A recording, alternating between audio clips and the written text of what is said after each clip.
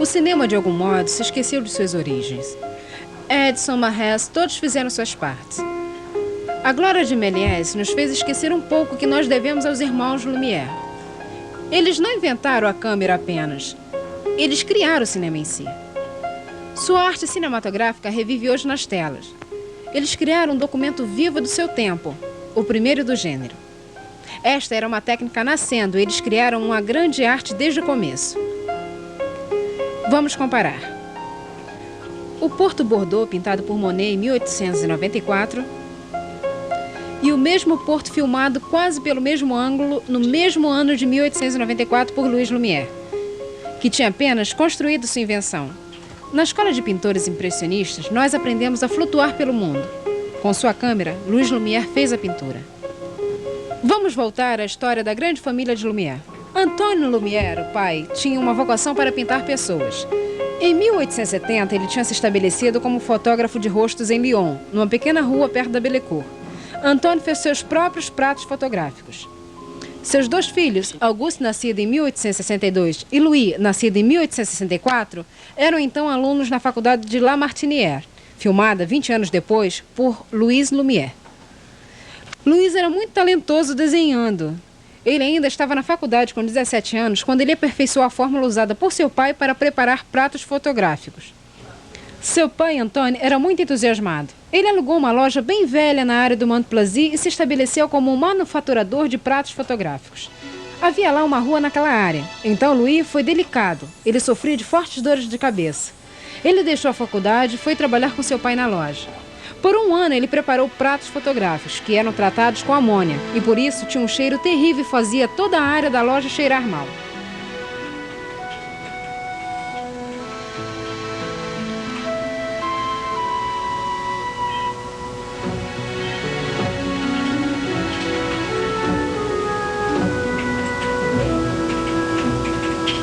Louis, que ainda não tinha 20 anos, inventou um processo ainda melhor, que veio em hora bastante oportuna, pois a situação financeira de seu pai estava bastante problemática. Um velho contador de Lyon o tinha emprestado 50 mil francos. Lumière, pai, com seus dois filhos, lançou no mercado o novo prato adesivo azul, que obteve um sucesso instantâneo. 500 mil de lucros no primeiro ano. 10 anos se passam. Em junho de 1894, em Lyon, Sr. Carnot, presidente da República, é assassinado. A sociedade de Lumière tem um capital de 3 milhões de francos. Louis Lumière tinha 30 anos. 250 empregados trabalharam nas fábricas, fazendo 50 mil pratos fotográficos por dia. Esse foi o resultado de 10 anos de trabalho firme. Mas os irmãos Lumière não eram industriais, eles permaneceram como pesquisadores. Eles continuaram com a mesma determinação dos últimos 25 anos para fazer fotografias animadas, provavelmente por Edison, com seu cinetoscópio, no qual as imagens somente são visíveis por um observador. Auguste Lumière disse: "Nós estamos procurando solução para dois problemas técnicos, a projeção das fotografias e o enrolar do filme." Em 1894, depois de uma noite bem agitada, Louis Lumière pensou em usar uma versão analisada do pedal da máquina de costurar para a projeção animada. Isso foi uma revelação. Louis Lumière tinha conseguido inventar em uma noite a cinematografia. O princípio de um movimento de mudança imprimido sob um cadre porte-griffe que não havia mudado a partir do uso do plano dos irmãos Lumière. O mecânico-chefe das fábricas construiu a primeira câmera leve e fácil de lidar. Desde a primeira tentativa, a câmera atingiu a perfeição técnica. A câmera de Edison não era portátil, mas mesmo assim a primeira vontade de Lumière era sair às ruas e filmar o que estava acontecendo lá, na Place des Corps de Lyon. Desde então, ele já acreditava ter criado a máquina que iria transferir a história, porque ela poderia ser carregada por toda parte em algo que estivesse acontecendo.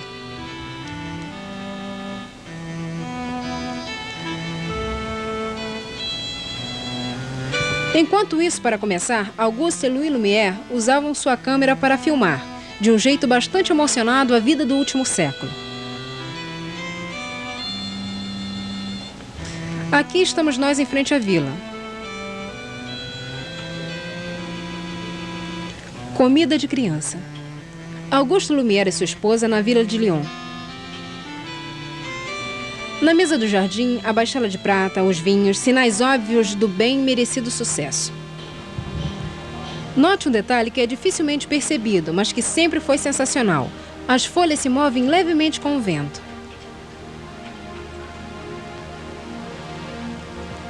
Aqui algumas páginas do álbum de família com o título que Louis Lumière mesmo deu, A Hora do Chá dos Bebês.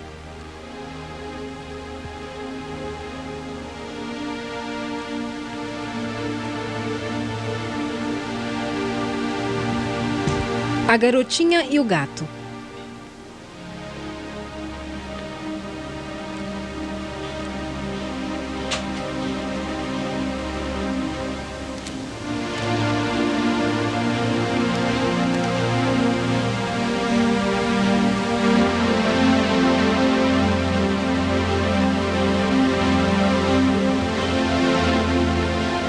Os primeiros passos do bebê. Madame Auguste Lumière com a sua garotinha e o seu menino.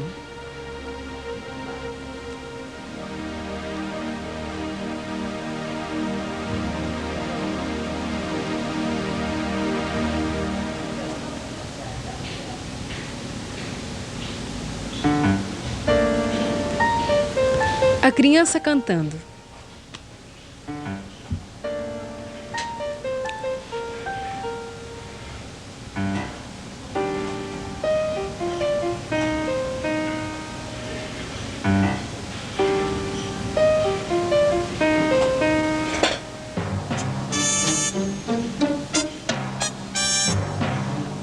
As crianças perto da caixa de brinquedos.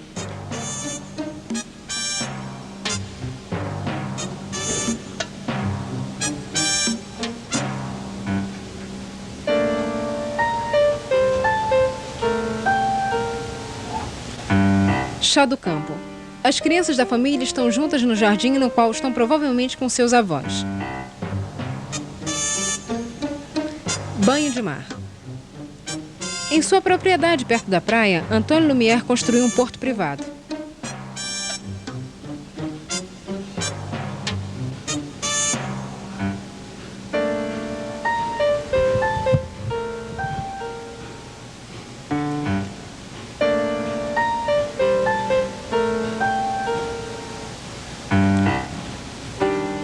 A saída do porto. Sobre um deck um pouco no escuro, a senhora Lumière e as crianças. No fim de um bonito dia de verão. Ducha. Depois da natação, no terraço da vida.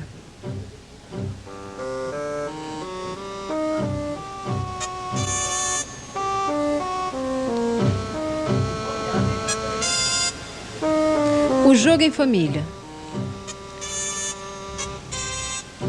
Auguste e Louis Lumière casaram-se com as irmãs Marguerite e Rose.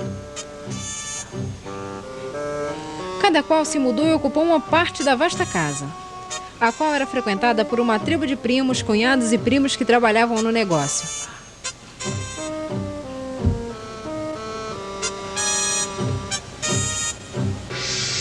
A sensibilidade do filme ainda não permitiu tomadas internas, então eles colocaram o piano no terraço da vila.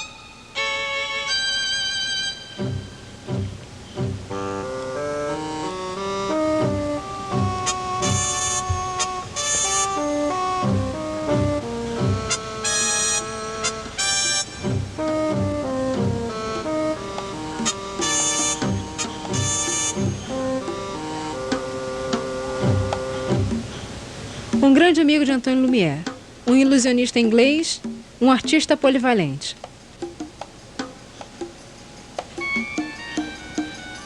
Foi provavelmente ele que influenciou os irmãos Lumière a criarem sua primeira cena em estúdio. Ele realmente atuou no famoso jogo de cartas, sentado à esquerda. O cunhado dos irmãos Lumière à esquerda. Antoine Lumière acende um charuto. O criado da família traz a cerveja.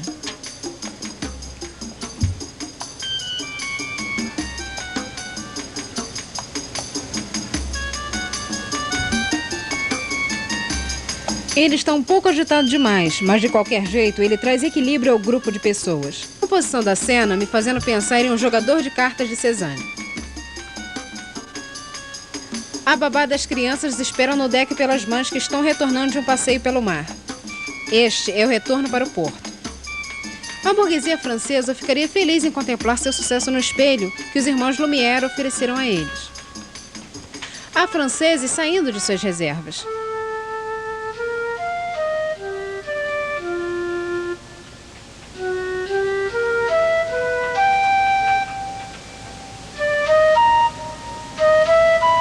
Louis Lumière vai a Paris e perambula com sua câmera pelas ruas. O Port Neuf no fundo à direita da estátua de Henrique IV. A velha casa que mais tarde seria demolida para construir uma grande loja. Os paisagistas começaram sua revolução ao saírem e pintarem a luz como um elemento. O filme vai acabar com essa revolução. A qualidade fotográfica desses documentos é remarcável. Aqui estão alguns deles. Louis Lumière sabia do benefício que vem com uma boa arrumação, boa iluminação e um timing correto. A beleza da fotografia é também devida à qualidade do filme de Lumière. A emulsão ortocromática deu ao filme preto e branco meio tons muito limpos e claros. A impressão dada é quase uma superfície plana.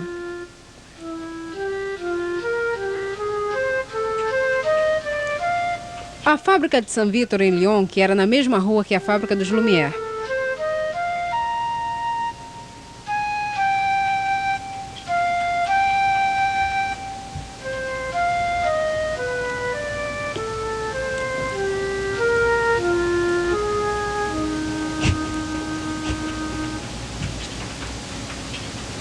Ele buscava uma visão bem natural dos fatos.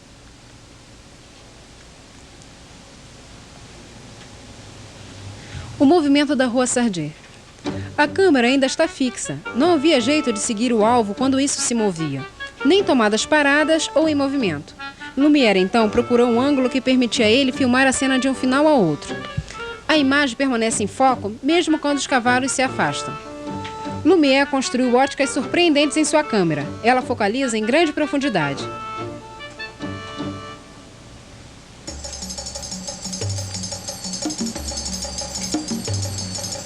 Perto de Nancy, na beira de Mazelle.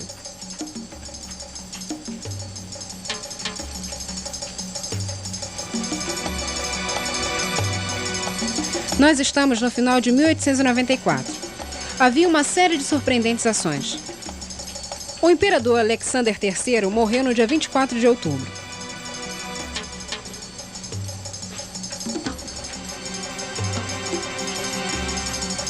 O fim do ano foi marcado por um caso dramático, que dividiu a França no dia 22 de dezembro. O capitão Dreyfus foi condenado. Era apenas o começo da história. Período turbulento. 15 de janeiro de 1895, o presidente da República renunciou. Por quê? Ele diz em uma carta ao parlamento: a presidência da República tinha meios de ação e controle. Eu não renuncio para comparar o peso das responsabilidades morais e o poder, muito menos ao ser condenado. Talvez ao renunciar minhas funções, terei eu deixado suas funções para aqueles que têm a preocupação com a dignidade do poder e o bom nome da França no mundo. No dia 17 de janeiro, o passado foi tirado por Félix Fauré, um homem de 55 anos que gostava de honra e de mulher bonita.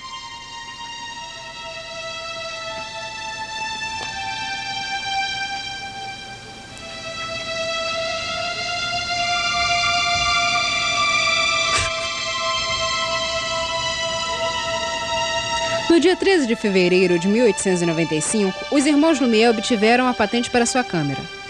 Em Paris, no dia 22 de março, eles apresentaram a inovação para a sociedade, para que fosse conhecido pela indústria nacional. Eles mostraram apenas um filme, A Saída da Fábrica de Lumière. André Gay escreveu na revista Ciência Geral: nós vimos o trabalho dos Lumière ao sair de suas lojas. As garotas em bicicletas, correndo, sozinhas ou em grupos, todas felizes por um instante conversando sobre a liberdade. Esse famoso filme tinha sido filmado em agosto de 1894, na então Rua Saint-Victor. Louis Lumière tinha escondido a câmera num grande salão da casa. um método de filmagem que os produtores de filme iriam reinventar mais tarde.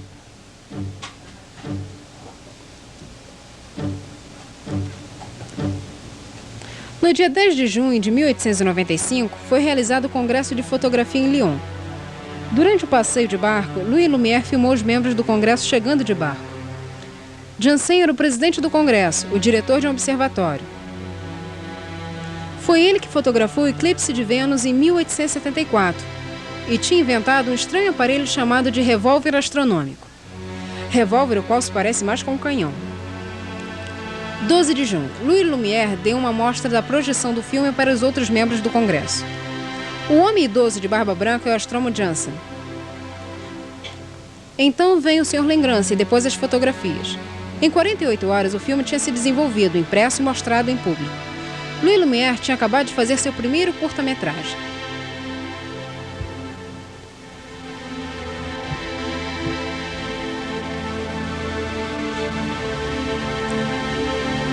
Antoine Lumière, pai, obteve o direito dos seus filhos de explorarem a cinematografia em Paris. Ele alugou o salão Indienne, no porão do Grande Café. No dia 28 de dezembro de 1895, foi feita a primeira amostra pública, no qual Georges Méliès participou. Méliès disse: "A mostra começou com uma fotografia estática, que depois de alguns segundos começou a se mover. O trem apareceu e acelerou em direção do público. Nós estávamos estonteados por esse espetáculo, surpresos em silêncio, mais do que pode ser contado. Essa mulher que sai da multidão e vai na direção do trem é a Madame Lumière, mãe com suas 2 crianças no vestido branco. O foco do público vai para frente e para trás, ambos tão claros quanto os outros. Na verdade, possivelmente nasce aí o princípio da montagem. Após a chegada do trem, vêm ferreiros. Os entusiastas contemporâneos foram longe desta vez. Um jornalista de época sempre viu cores e escreveu: "Você poderia ver o ferro ficar cada vez mais vermelho no fogo", produzindo uma nuvem de vapor que subiu quando ele o atirou contra a água. Era Narry em pessoa pego no ato.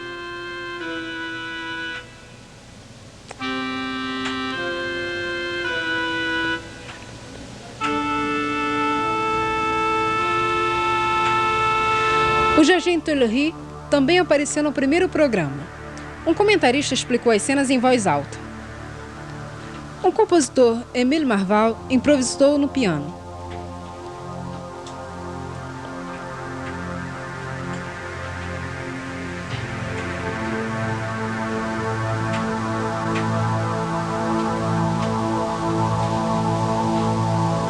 A projeção foi feita com a mesma máquina que foi usada para filmá-la.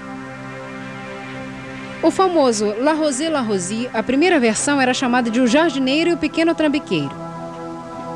O filme foi mostrado no jardim da Sra. Lumière e com sua jardineira, a Sra. Claire. Ele mais tarde disse: "A ideia do filme foi dada por um jovem, na Lumière, John Edward, então com 10 anos de idade na época da filmagem. Ele era muito franzino e foi substituído por um jovem mais robusto. Esse filme foi o primeiro a ter uma cena cômica e obteve tanto sucesso que já foi feito um pôster do mesmo." Em 1896, uma nova versão teve seu título definitivo, L'Amoureux La Rosie. O novo enquadramento dá ao filme um efeito cômico melhor. A primeira piada foi intitulada: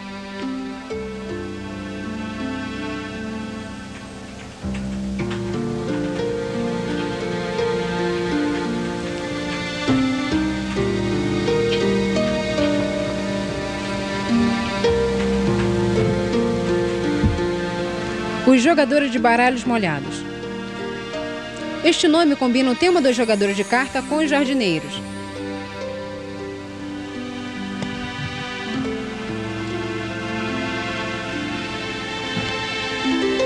Após este sucesso, os irmãos Lumière sistematicamente exploraram as anedotas na tradição das revistas cômicas. Naquela época foram escritas uma série completa de filmes sobre amantes e enfermeiras.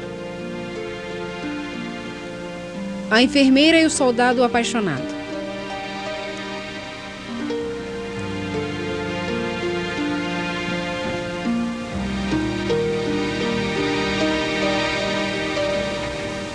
Esse esforço, filmado nos jardins da vila pelo cameraman de Lumière, Sr. Pruniot, e foi composta pelos trabalhadores da fábrica.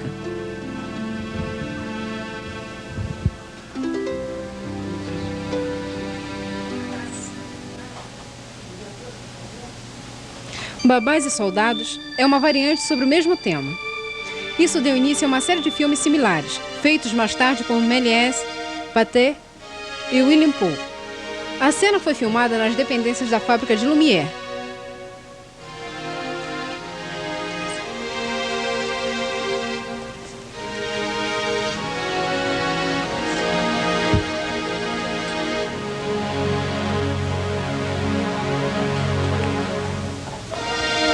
O concierge. O concierge é um homem disfarçado de mulher.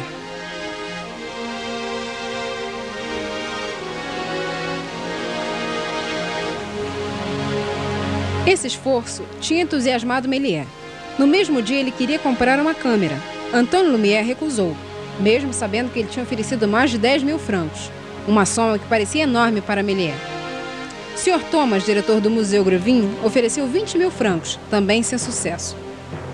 Finalmente, o Sr. Alemão, diretor do Folie Berger, também presente, ofereceu mais de 50.000 francos, em vão. O Sr. Lumière continuou irredutível e disse com alívio: "Eu quero explorar a câmera por mim mesmo." O filme era chamado A Briga da Mulher do Colchão.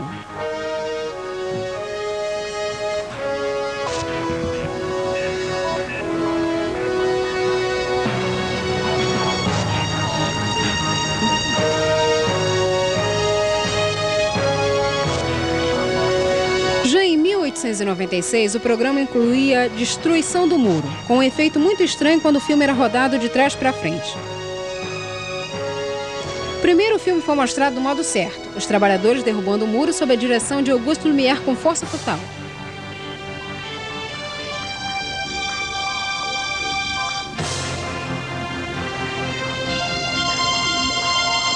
Logo depois, o operador do projetor virou a manivela para outro lado e aí o filme rodou ao contrário.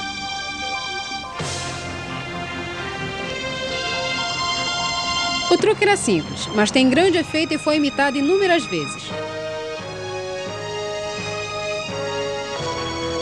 As cenas patrióticas eram bastante populares. A defesa da bandeira. No Grande Café, as tomadas de um dia às vezes alcançavam 2.500 francos. O proprietário do salão arrancou os cabelos. Ele não acreditava no sucesso. Ele tinha recusado em ceder o salão por um percentual. Ele ganha apenas 30 francos por dia.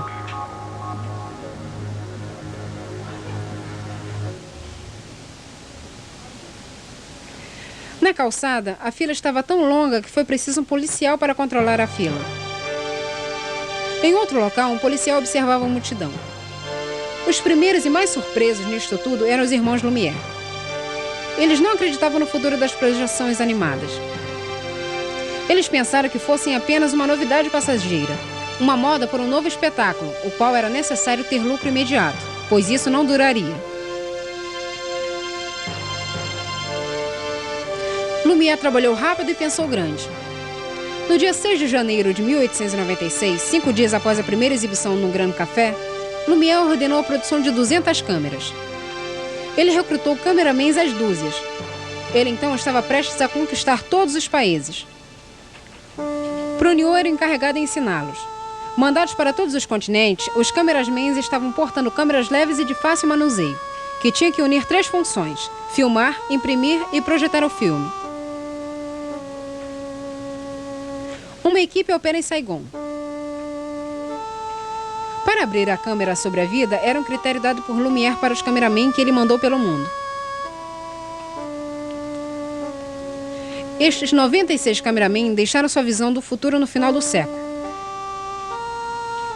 Desde o tempo em que as câmeras imóveis eram usadas apenas para filmar cenas fixas.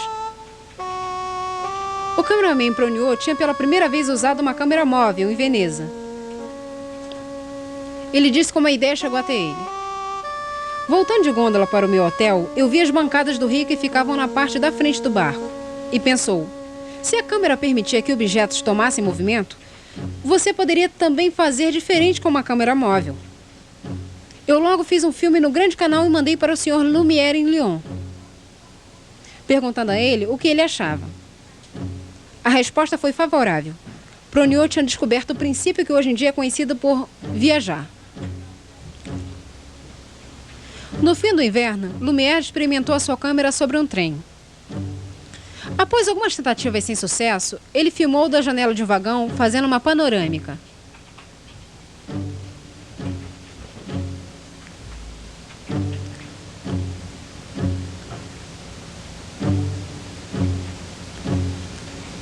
Os cameramen de Lumière trabalhando em Paris usaram a técnica para filmar no rio Sena de um bar.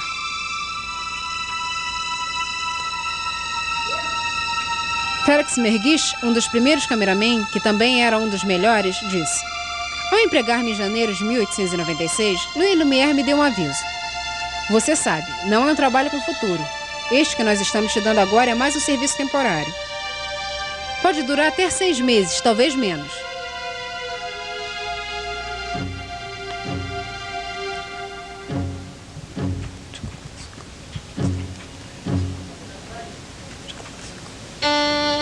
Pruniot tinha a ideia de colocar sua câmera em um dos elevadores da Torre Eiffel. Ele filmou o velho Trocadero de 1878, já que o de 1900 não havia começado ainda. Essa vista estonteante já causava espanto no Paris Quai d'Or de René Clair.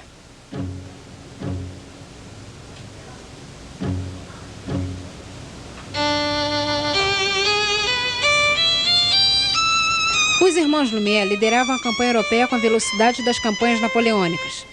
Com mais sorte do que Bonaparte, eles começaram a conquistar Londres. O cameraman filmou a parte do Westminster.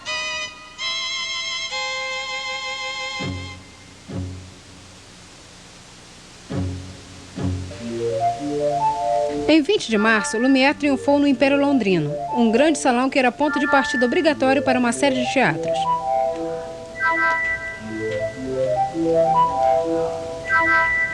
Antoine Lumière tinha arrumado para que seu amigo organizasse a exibição. Ele vendeu um programa de 16 minutos por 300 libras. Após o sucesso obtido, 50% dos lucros, que representavam 100 francos por minuto de show.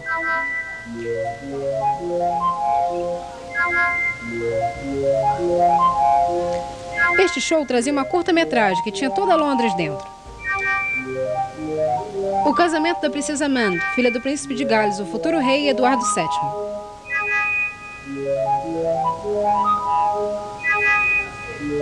A rainha Vitória vai para Windsor.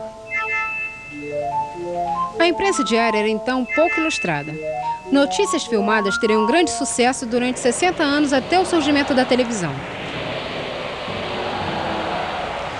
Os reis e rainhas tomaram parte nos curtas de Lumière, como eles fazem hoje para algumas capas de revistas. Eles também filmaram a multidão. A multidão queria pressionar o Império Londrino.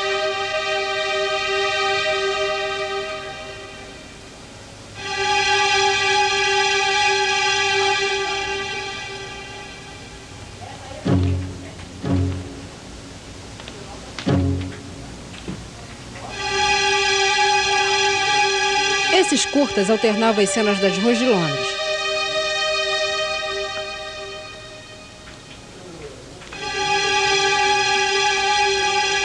Cinzentas e com uma atmosfera chuvosa. Jovens garotas irlandesas dançam sobre a areia da rua Organ. Após dançar, elas passariam a vez para a próxima.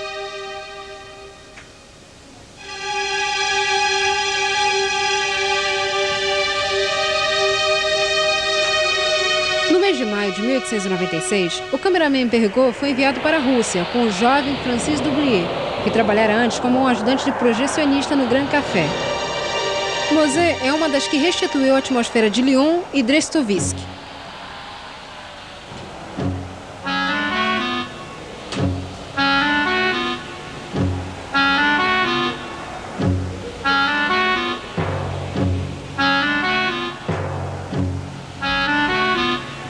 O general de Roidef, que veio para ajudar no sacramento de Nicolas II.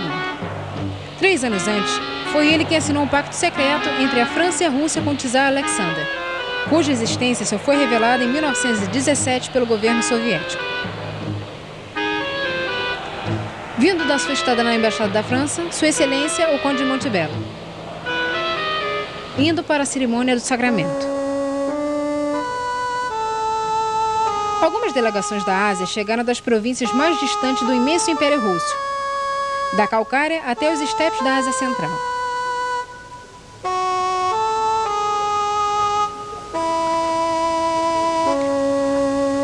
A elegância francesa estava ali representada pela Condessa de Montebello, esposa do embaixador.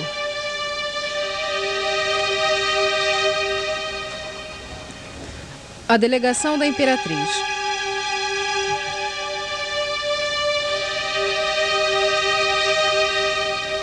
A delegação da Duquesa Eugenie. Vão em direção ao Kremlin.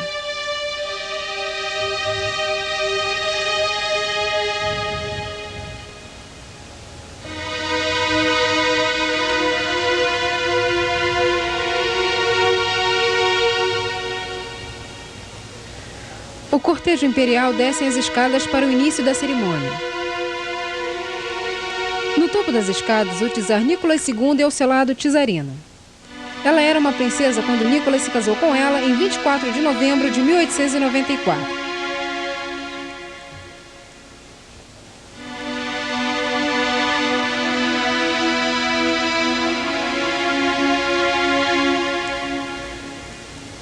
Estão em uma área antes reservada para convidados, perto dos figurões do Império.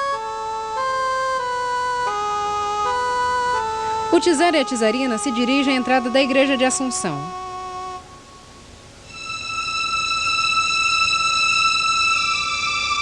O cameraman Perrigot tinha filmado a primeira grande reportagem que iria se ouvir por todo o mundo. Poucas semanas após, no campo de Peterhof, ele ia apresentar isto ao czar, imperador de toda a Rússia.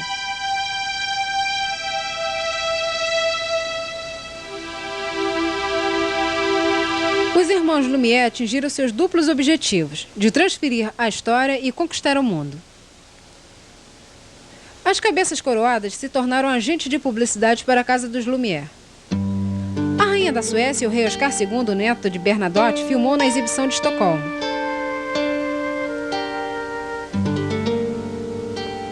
Poucos dias após, eles aplaudiram o filme mostrado no salão aberto por Lumière. Em 30 de abril de 1896, a Lumière Cinematografia abriu no Panopticon em Berlim. O hall estava situado em frente de Strauss, uma estrada movimentada das redondezas do teatro.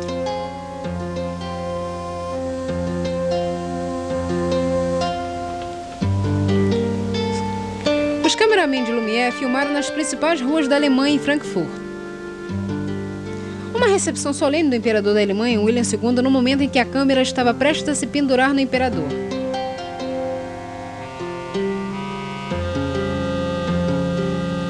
O segurança bloqueou o avanço da câmera.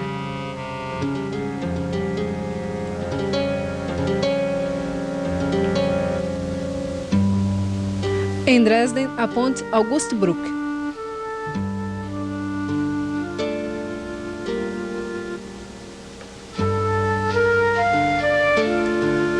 No mesmo mês, em Austric, o imperador François José veio ao Salão Aberto em Viena. Estamos na Bélgica. Logo depois aplaudiram Lumière. No começo de junho, o rei da Sérvia veio para a projeção em Belgrado. Na Espanha, o cinematógrafo Lumière começou em 18 de junho de 1896, mostrando a rainha Lancière.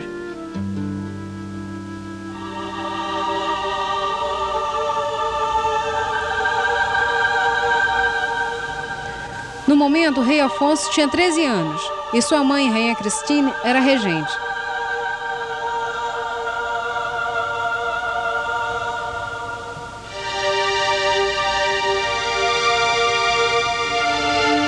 Madrid.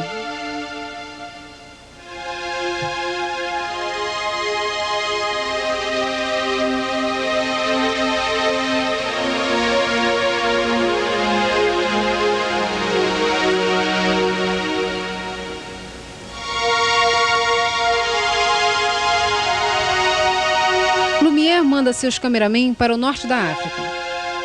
Filma o porto de Algéria.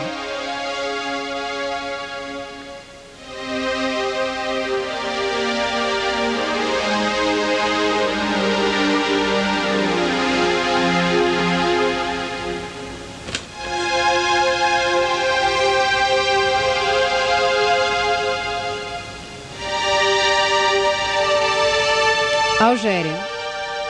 A estrada de Babacoun.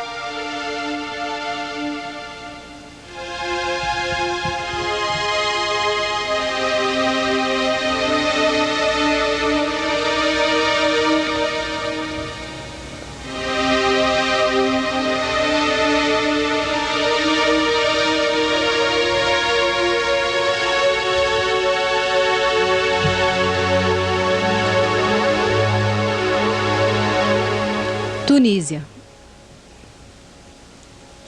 Sua Alteza Lebé ao descer na escadaria do palácio em Bardot, cercado pelo seu pessoal.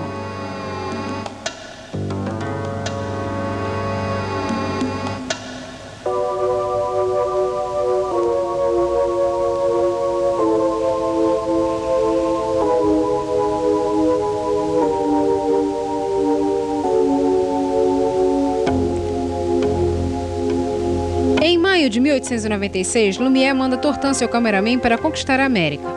Aqui é Nova York, Rua Whitehall, uma das principais ruas da área comercial, que segue paralela a Broadway, em direção ao Parque Battery.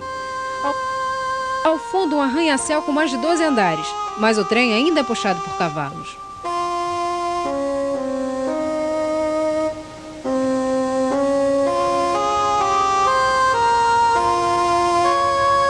Boston e sua rua comercial, que é a principal artéria em direção ao porto da cidade.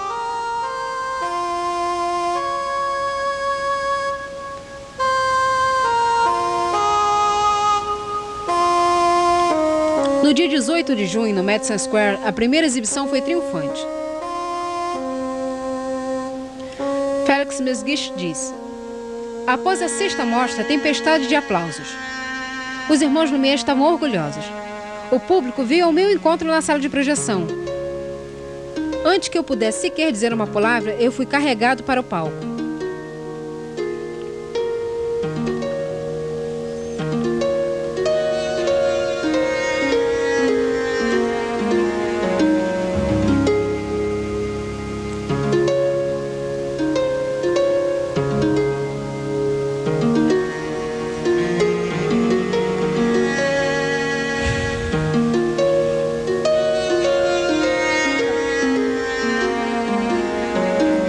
Durante a presidência do general Dom Porfírio Dias, que no dia 27 de agosto de 1896, no México, foi aberta a cinematografia de Lumière.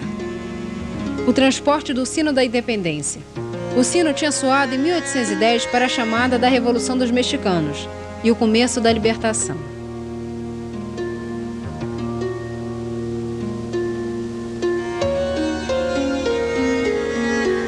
Os uniformes ainda eram aqueles do Império Francês.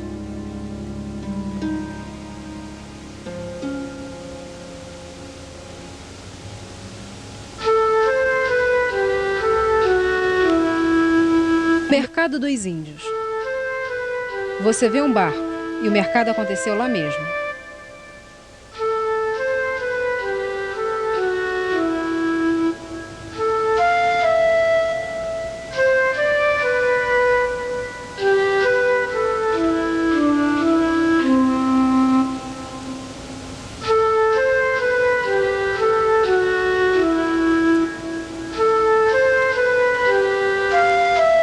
No dia 24 de outubro de 1896, o príncipe de Nápoles tornou-se o rei.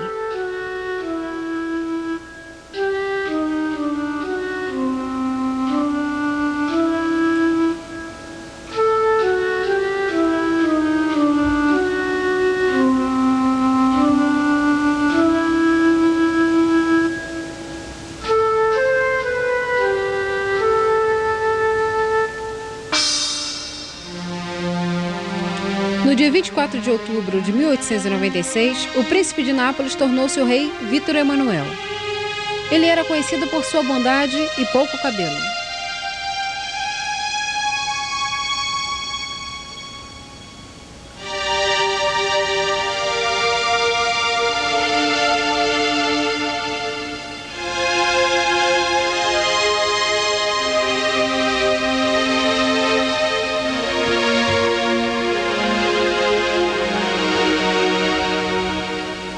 Na França também haviam eventos importantes internacionalmente.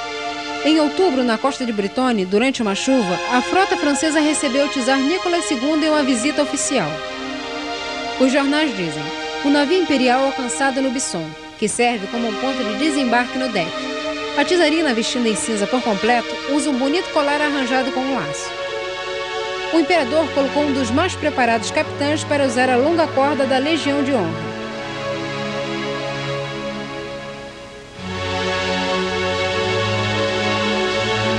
O presidente da República, Sr. Félix Fossé, atravessa o Bisson por uma grande passarela de madeira pintada de roxo. Eles são seguidos pelo Sr. Loubet, presidente do Senado, e a Sra. Meline, presidente do Conselho. O czar parece surpreso de ver os caminhos desertos. Há uma lei sobre esse problema, por causa dos recentes ataques. Ao fundo à esquerda, um oficial encarregado da segurança parece preocupado. Ele nunca viu uma câmera antes. Em Paris, a Praça da Ópera foi decorada com bandeiras russas e francesas. O trem especial chegou às 10 horas na estação, que foi especialmente construída em 6 dias.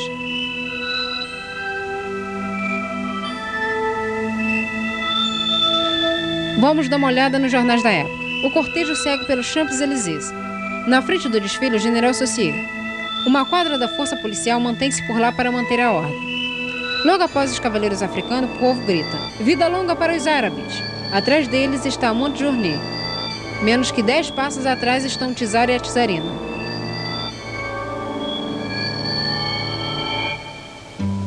O imperador veste um uniforme verde. Ele parece gentil e bondoso, e seu rosto muito pálido.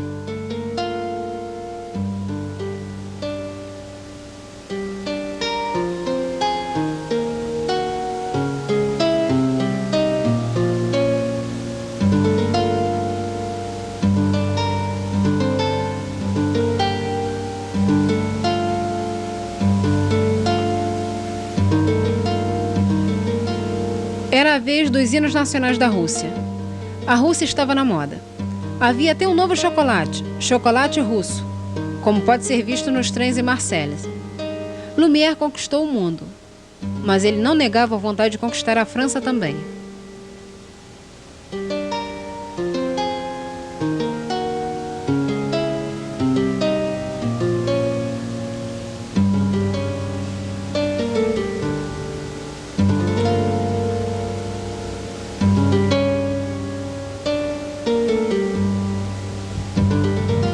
No final do século XIX, o show favorito dos franceses era o café-concerto.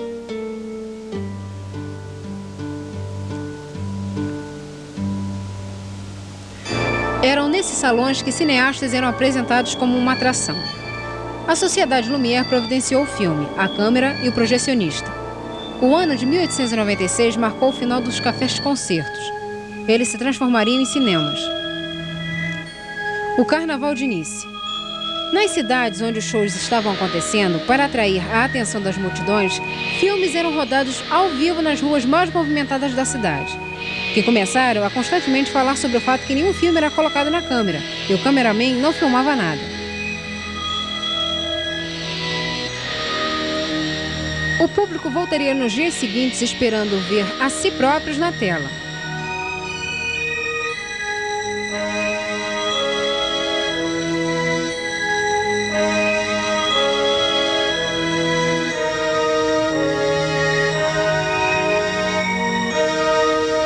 Cada um tinha uma razão especial por estar lá. Na próxima apresentação, aqueles que tinham aparecido na tela retornavam com seus amigos para serem admirados.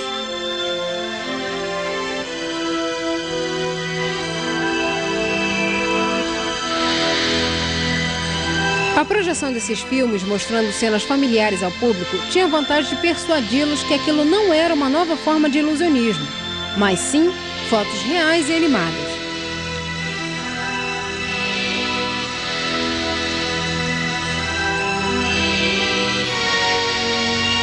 Na verdade, em alguns países, a audiência foi convidada para irem atrás das câmeras e verem que não haviam truques.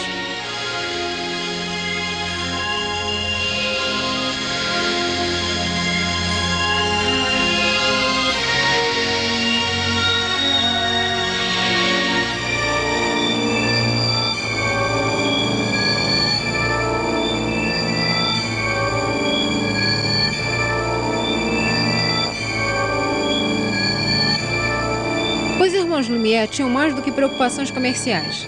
Eles também queriam recuperar detalhes técnicos.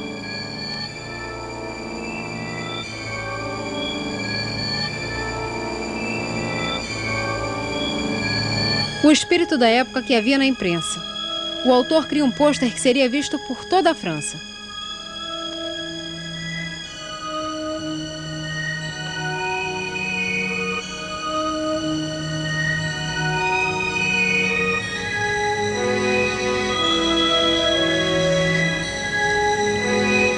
Aqui, o transporte de cargas.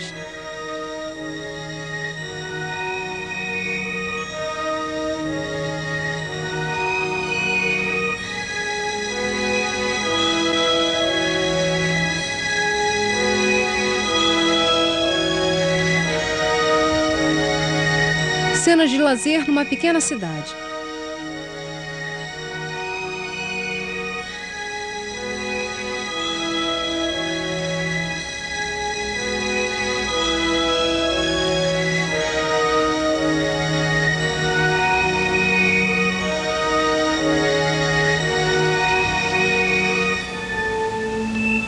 O jogo do pote quebrado.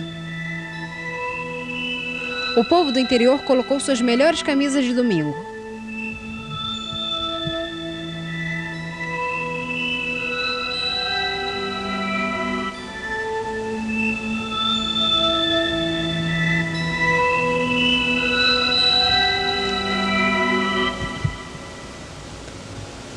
As famílias participam das brincadeiras.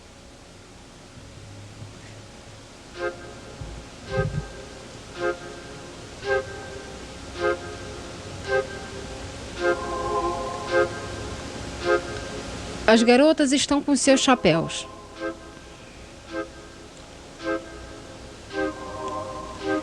Corrida de saco em uma das ruas do vilarejo.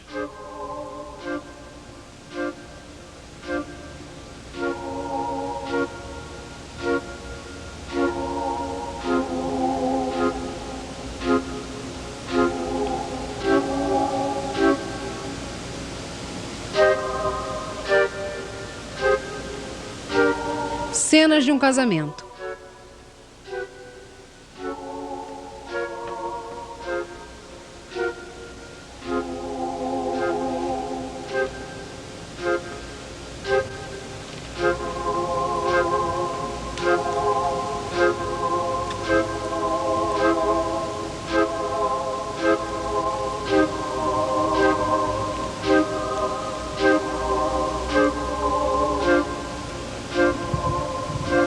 Henri de Paré escreveu: nossos descendentes serão capazes de assistir ao casamento de suas avós. Nós veremos os noivos chegando ao altar, as madrinhas trazendo suas bolsas e todo aquele véu e grinalda de noiva. Eles todos estarão felizes, jovens e bem vivos.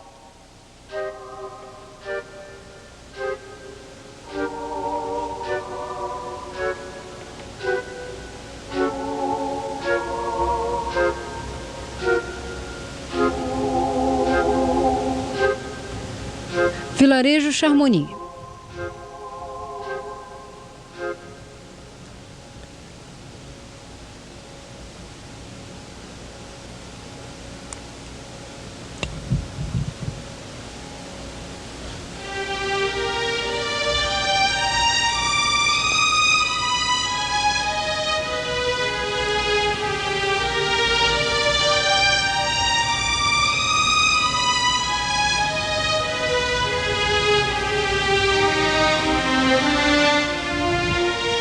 Os turistas chegam de PLM, que é a correspondência para o trem Paris-Lyon.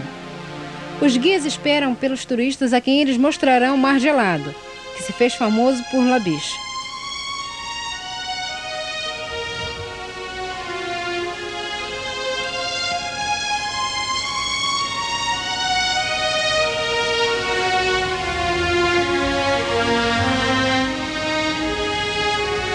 No alto da cena, o Sr. Perrichon poupando seu relativo futuro após ter se poupado das profundezas de onde ele estava quase para desaparecer.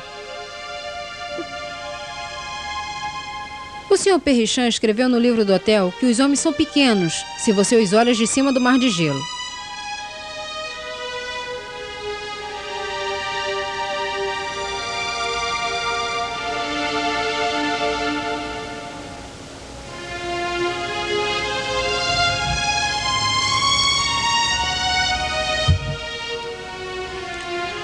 As garotinhas se apertam em suas vestimentas. Algumas delas têm o seu cabelo preso ao vestido. Esta é a procissão do Fête Dieu.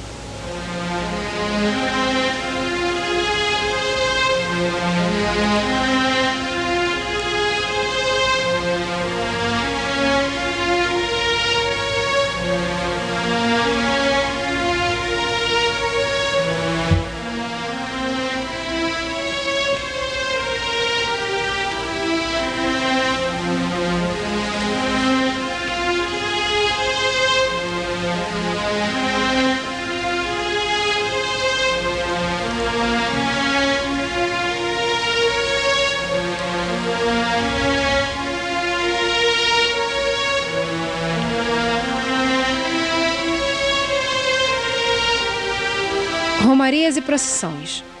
Isto é Paris no começo do verão.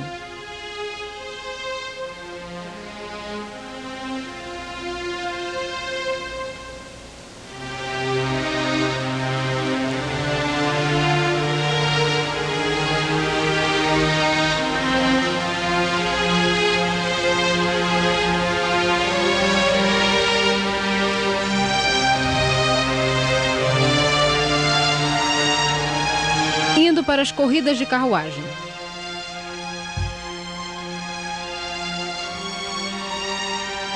As carruagens sobem o Champs-Élysées, com o som da trombeta que um soldado levanta para o céu. A grande temporada em Paris foi marcada por 3 datas: o dia das corridas de carruagem, o Grande Prêmio e o dia 14 de julho. Os cavalos estão brilhando e escovados como cabelos de menina, disse Jean Laurent. A mulher mundial, as amazonas de seus tempos. Aqueles que apareciam na capa da La Vie Parisiense, a princesa do amor Liliane Darcy, La Belle et Terrible. Liliane Clifton, a apimentada mulher diabo, e uma outra mulher do teatro, a mulher do absinto.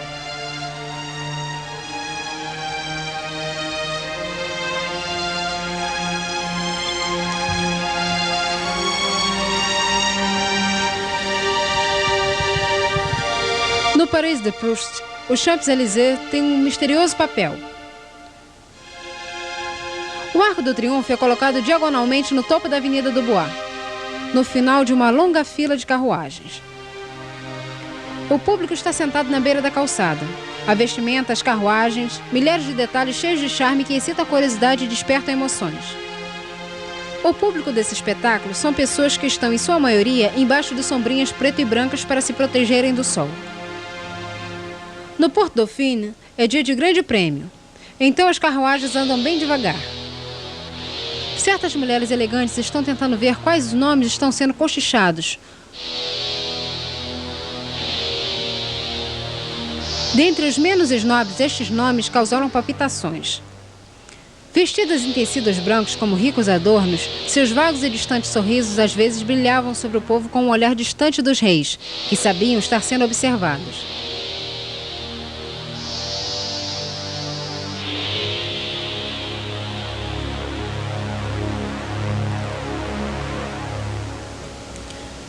Quem é esse? É sussurrado entre estes incomparáveis sons. Sussurro de celebridades. Louis Lumière tinha ele deixado de antemão com o autor de À la recherche du temps perdu. Será que a memória de uma certa imagem é a negação de um certo instante? E essa é a comemoração do dia 14 de julho.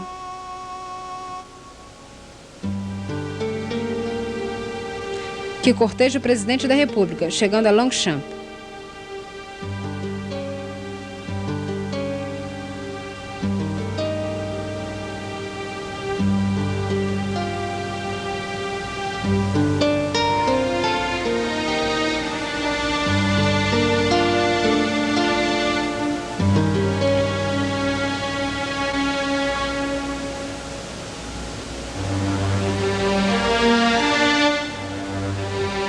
Ele colocou sua máquina para a natureza, em cidades quando ele gravou Os Ventos, Ondas, fumaças, crianças, a dor emocional do homem e a glória dos reis.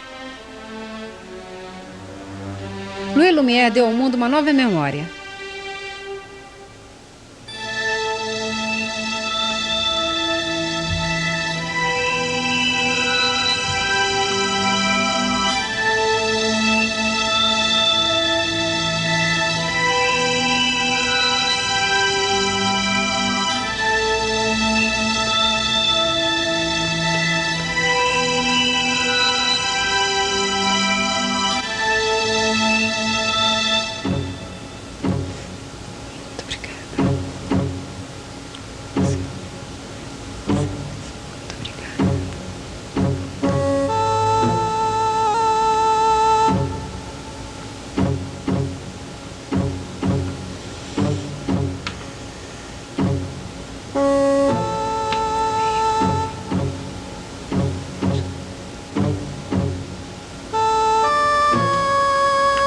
É o fim de 1896.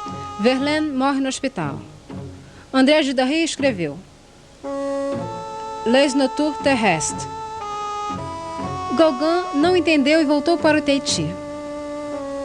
A invenção dos irmãos Lumière, o cinema, marcou o século XX com sua obra.